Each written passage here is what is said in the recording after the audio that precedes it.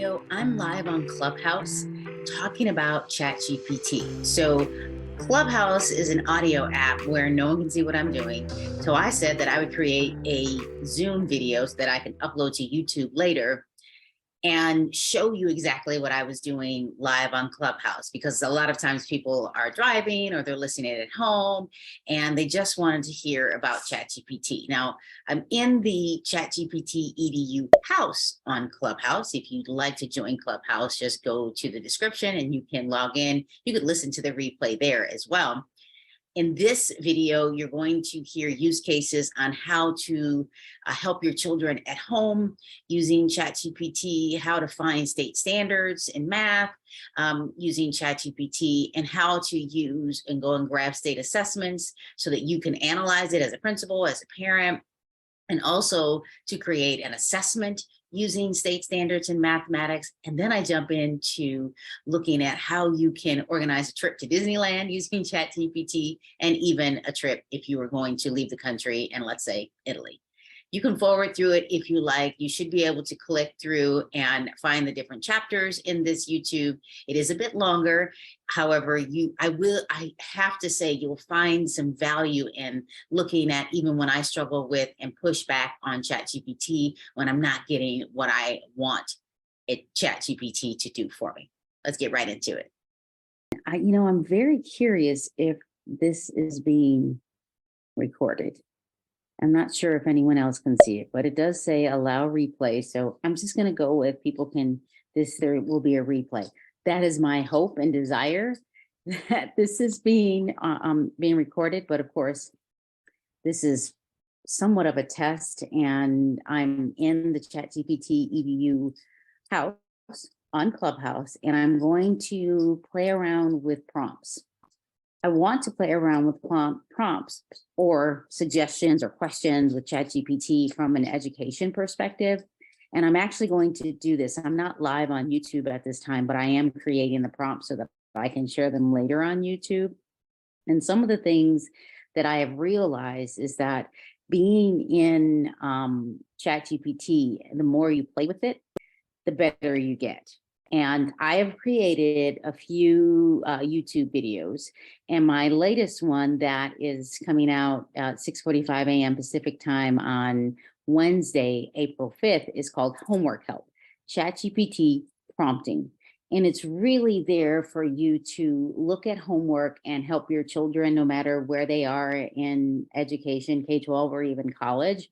Know that ChatGPT right now fully recommends that it should be used by people who are 18 years or older. But you know what that's like, especially knowing that a lot of our children or adults actually on social media will get on social media and maybe not be as truthful about their age. And this is something that, of course, we can have conversations about. Think about what you want to do, and think about what you're doing on ChatGPT. But ChatGPT shouldn't be like this hidden secret. And I do fully believe that we tend to get new technology, especially with artificial intelligence, and it becomes this secret, and it shouldn't be a secret at all. And when it comes to looking at any type of chat bot, we should use it and decide what are the use cases for teachers, what are the use cases for students, what are the use cases for parents helping their children at home, and then how can principals and teachers use ChatGPT to help enhance what they're doing. So again, I'm fully in ChatGPT right now, and I am recording it on my Zoom. I'm not live on YouTube like I normally would be. I'm just kind of being comfortable at home since it's spring break and I took a day of vacation. I'm no longer in the classroom, so I don't just get a full week, but I took a day of vacation. So let's just jump in right now and think about what are some of the things that you can use ChatGPT for. And if you have data, for example, I'm in the state of California, and the state of California has something called the California Assessment for Student Performance and Progress. And administrators or teachers can grab that data, just highlight it, throw it into ChatGPT and say, analyze this, and it will. And that's not always the true with other systems, where if you highlight it, try to throw it in Excel, it doesn't organize it. But what ChatGPT can do is organize it and throw it into a table so that you can take it and then copy it and put into maybe a Google Sheet or an Excel spreadsheet, which is kind of fun. So I want to think about, if you're a parent, you're in education and you want to help your child. And let's say I'm going to just go down to kindergarten, and you may not know anything about how the language is for kindergarten, but if they get an assignment and your child knows how to do it, maybe you want to enhance it. Typically in kindergarten, students will learn things like number sense. Students will learn things like add-ins or adding on to. Or if you don't know, you can ask ChatGPT, list the kindergarten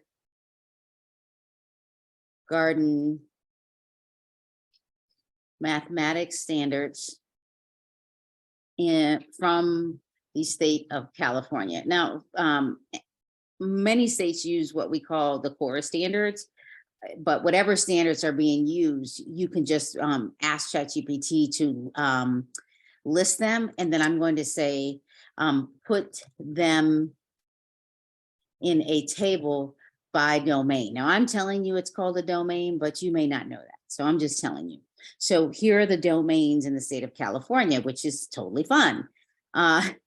It listed the domains like this: counting and cardinality, knowing number names and count sequence, count to tell the numbers of objects, compare numbers, operations in algebraic thinking. And it didn't list the standards. I'm going to say list the standards with the domains in a table. So that's something that it will do for me. And now it's recreating it, and it still didn't do it. What is the standards for mathematics under each domain? Start with we'll start with counting and cardinality.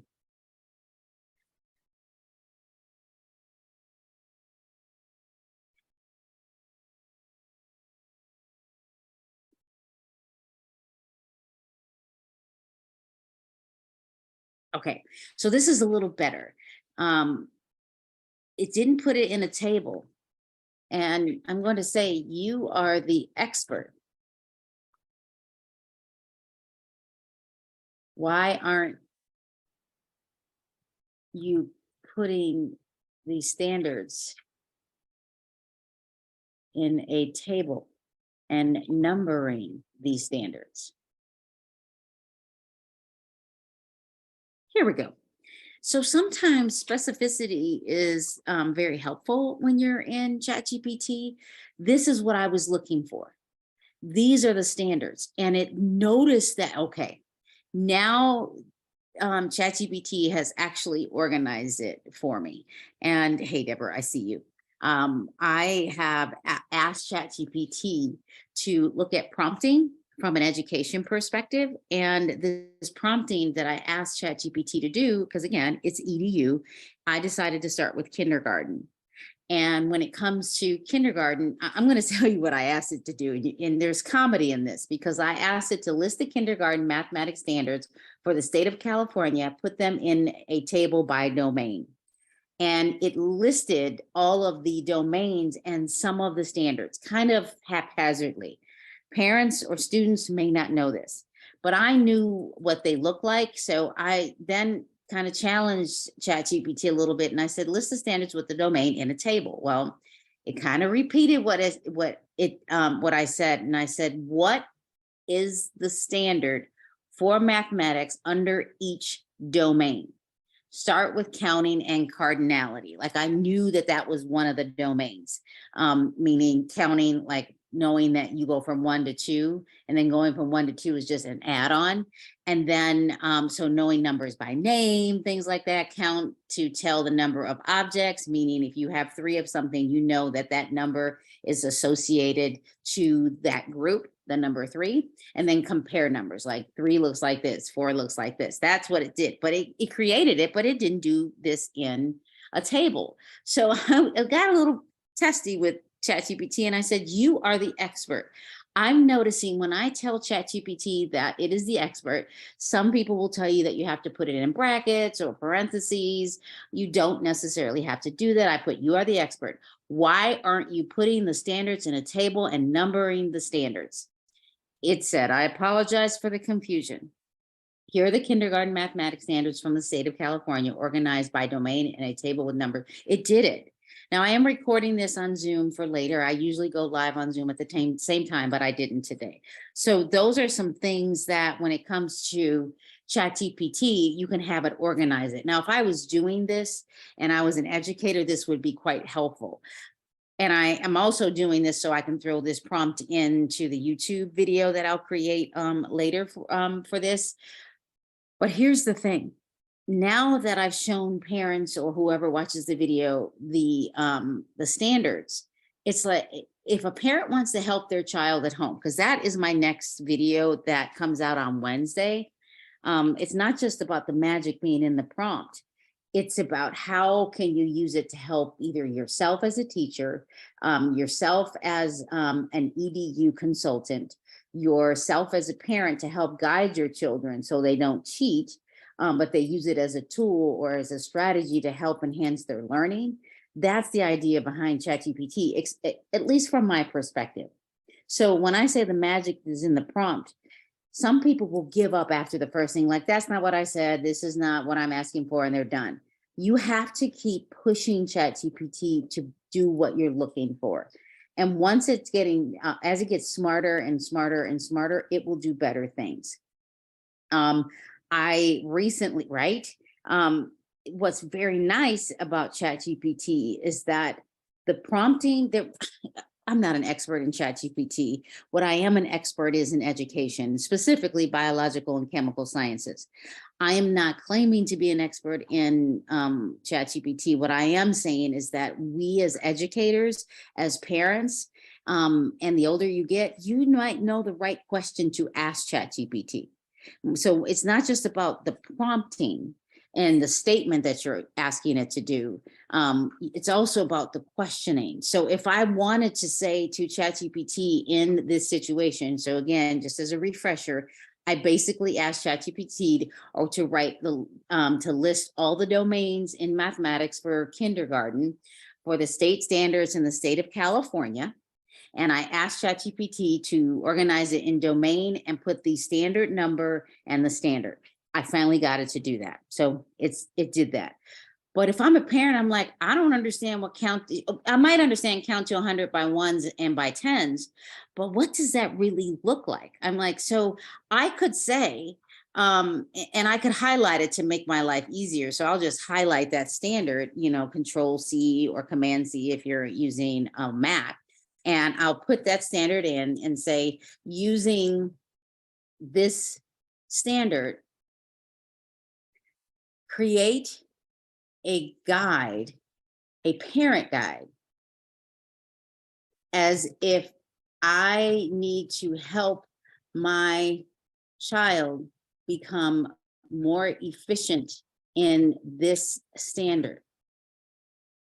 And then I could say, what would this look like for 100 by ones and by tens? Now, I know that, again, I'm an educator, so I can push it a little bit. But the goal is I'm asking it to do this for a parent. I am recording it on Zoom so that I can throw it out on YouTube later. But sometimes we don't know what to ask. It's kind of like students in a classroom, or even if you're in college. It's the right question. It's the right statement. Because if you sit and you never ask the question, you may not know. So once I finished with that, again, I asked it to do standard under counting and cardinality. I asked it to do count to 100 by ones and by tens. And I said, using the standard, create a parent guide as if I need to help my child become more efficient in the standard. What would this tool look like for 100 by ones and by tens? Now, in the chat, you could tell me, well, is there anything else I should add? Now, I'm going to tell you that I just realized there probably is something that I would want to add. And I'm going to say, assume I am a parent and okay, I'm a parent and I need support to help. And I'm just going to, you can hit the little paper airplane if you're in chat.openai.com/chat, or you can just hit enter. So I'm just going to hit enter and it's generating this for me.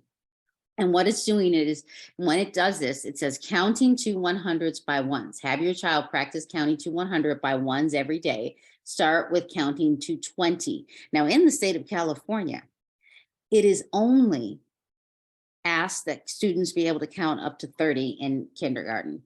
We, as a former principal, we agreed that we wanted them to count to 100 because that's a base 10, and up to 30 is like you're not telling them we're counting by 30s, and we wanted them to reach the threshold of 100s. And then it also says, then gradually increase the count by 10s until your child is comfortable counting all the way to 100. Use visual aids such as hundreds charts or number line to help your child visualize the counting sequence. Encourage your child to say numbers out loud as they count, and it does it. Then it tells me how to do it by counting by 10, by counting to 100 by 10s. Now, as an educator, I'm actually going to push it a little bit more and say, show me a visual of what this could look like in a table. Maybe tallying. Let's see what happens. And now what is, oh, okay. It literally is creating a table for me. Ones, and then it's showing what this looks like up to 100. So one group of 10s, and it says, here's an example of visual aid for counting to 100 by ones and by 10s could look like using this mark. And then I would probably want to say, I need a visual of 10 ones and ask for that, because and it just showed me. Now it still didn't do it. And what it gave me right now is a picture in a black box, and it shows me the number 10. And I'm going to say, I don't want the number 10. I want 10. I'm going to put the number 10 and the word ones. And now I'm going to tell it again. You are the expert. And this is what it finally tallied 10. It showed me. Now, the reason why I'm thinking this, again, educator brain, I'm thinking of the word subitize. And that word subitize means to be able to count something and know that you can see it. Like if you saw a group of 5, you know it was 5. If you saw a group of 10, you know it's 10. If you saw 5 groups of 5, you immediately could say it's 25. That means to subitize. So that is why I wanted to see the group of 10 and not just the number 10. So when I show and share this on YouTube, this is something that parents can grab as a guide. Now, if you're in the audience, you want to ask me questions, you want to throw in maybe a prompt you are considering or thinking about, let me know in the chat.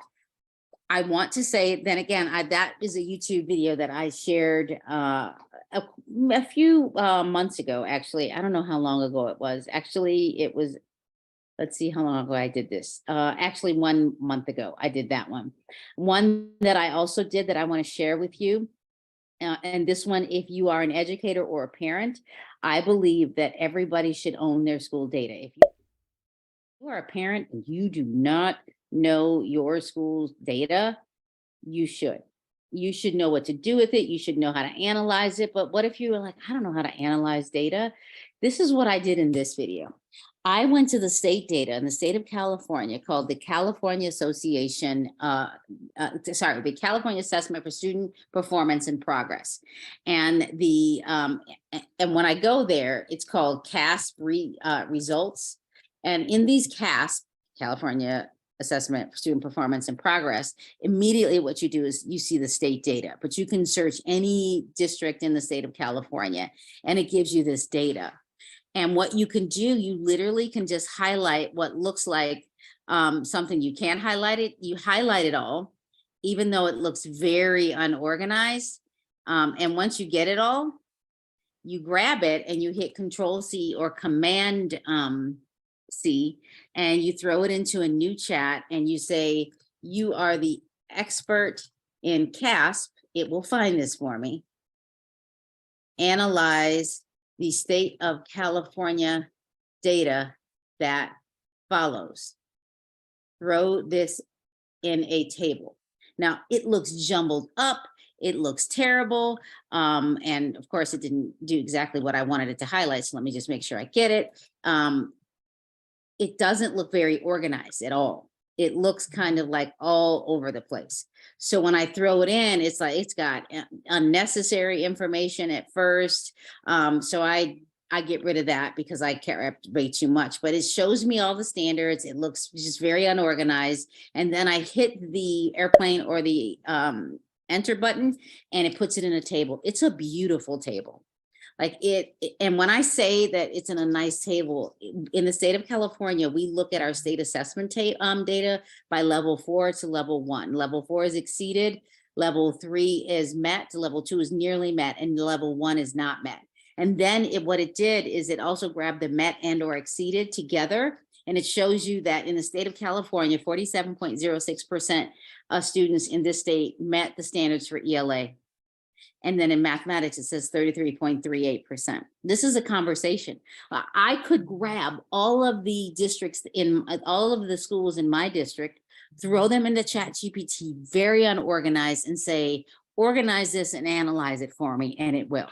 I did that. I grabbed this table, and when I grab this table, I can grab this table and throw it into a Google Sheet. And what's great about the Google Sheet is I can just look for a Google Sheet. It'll open up a Google Sheet. I select a new sheet. I go into the top left corner between column A and row 1. I hit Command V because I am using my Mac, Control C if you're using a PC, and it puts it there and it's nice and organized. You may have to do some shifting and wrapping of texts when you are doing this, but that's very easy to do. You just select format wrapping and it'll wrap it for you and make it nice and neat for you. Perfect. That's one thing that you can do. And again, you could grab it all in there and say, add this data, add this data. The other thing that you can do is you can say, create an assessment. Now I'm going to go back to that kinder one that I liked, and I'm going to grab one of the standards. And if I was a teacher, I'd be all over this because you could tell parents to create an assessment for you. I'm going to grab one of the standards. I'm asking ChatGPT. I'm going to say, create an assessment for my daughter using the following standard in kindergarten. I throw the standard. I'm going to say, use performance tasks. For those of you that are like, what is a performance task? Basically an open-ended question. Performance tasks.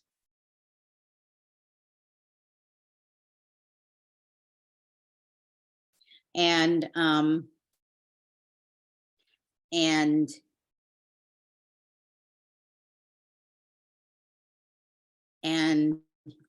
multiple choice. You are the expert. I'm saying you are the expert because I want it to be very creative when it's doing this. And it did. It created a performance task, counting objects, directions. Show your work by drawing lines of circles lines or circles, circling the objects as you count. Count the following sets of objects by 1 and by 10s. So it tells you to do it by 20s. It tells you to do it by 50s. It says sets of 20 apples, sets of 50 stars, sets of 100 dots. And then the next performance task is number sequencing. Directions, write the missing number to complete the sequence counting by 1s and 10s. It gives you 2. And I could, if you're a parent, I don't know if you know this, I could say, assess my child as she performs the above assessment.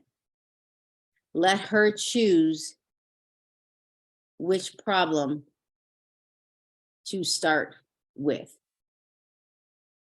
Do you understand? I'm saying that so just to make sure that ChatGPT understands.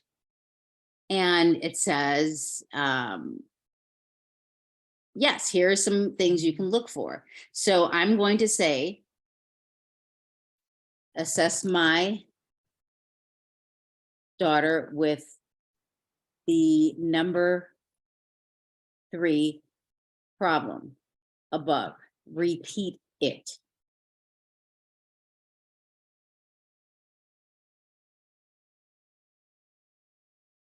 Okay, now what it wants to do is it wants to recreate the problem. And I have to tell ChatGPT, you misunderstand. I want the original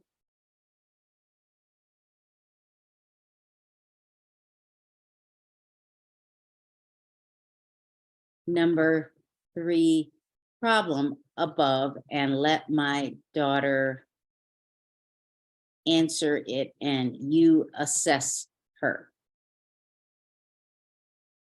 It says, I apologize. Okay. Directions. And it's asking me 12, 13, 14. What's the next number? It's 15. So the next number is, I'm just going to put, is 15.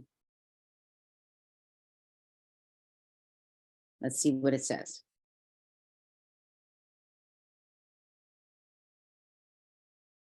Okay, so because it's multiple choice, it wants me to say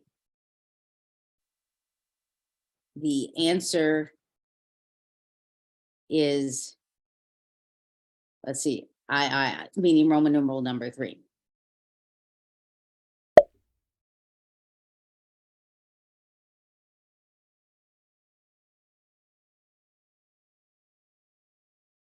Yes, 3 is the correct answer. So those are things that you can ask ChatGPT. You could have it create an assessment that you can print out. You could have it do so many different things that you didn't know it could do for you. The other thing that I like that it creating the guides, I think that we're asking, sometimes we ask it too difficult. I'm just going to tell you one thing that you can ask it. Let's say you're in the state of California and you are planning a trip and I have a 3-day pass at Disneyland in California. My children are teenagers. Give me a plan of action, including food stops and rides. Food stops, I'm gonna say, and experiences. Sure, it does. It says day 1, start your day early, and it tells you to go to the Indiana Jones attraction, Pirates of the Caribbean, and Space Mountain to beat the crowds. For breakfast, grab some delicious Mickey Mouse shaped waffles at the Riverbell Terrace in Frontierland. I'm visualizing this right now. And then it says, continue to explore the park and stop for lunch at the Blue Bayou restaurant. Yum. And then located inside the Pirates of the Caribbean ride. That right there is amazing to do. Like, that's something that I highly, highly, highly, highly recommend. So just think about what you could do with ChatGPT. It could be about a vacation. To this, I plan on going to Italy for the first time and don't want to spend a lot of money and want to live among the people for 2 weeks. Consider safety first.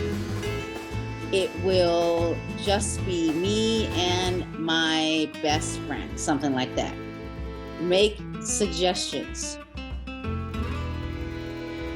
And it does.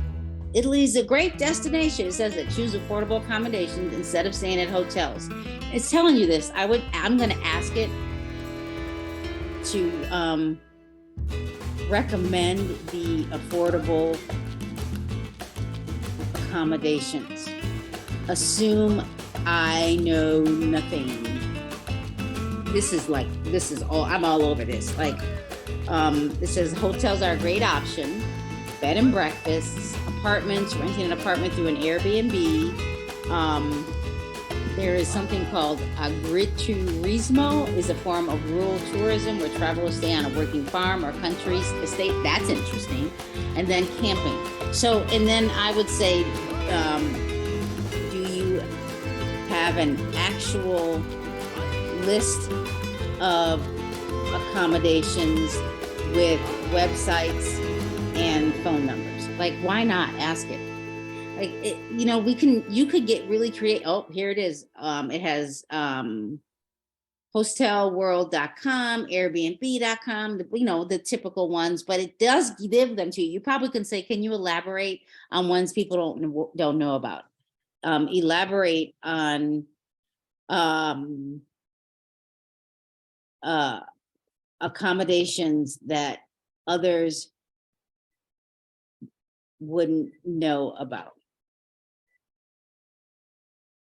It says monasteries, refugios, religious institution, farm stays, glamping. Like, they're giving you ideas, and I'm sure you could push it more, but we don't have to just use ChatGPT for education. We could use it to help us enhance our own experiences around the world. Thank you so much for listening and watching my video on ChatGPT and how you can help your children at home, how you can use it as a principal, teacher, and how you can just use it to ask it anything, and maybe it'll help organize you, and maybe it will help enhance your learning experiences using an artificial intelligence called ChatGPT. Thank you so much for watching.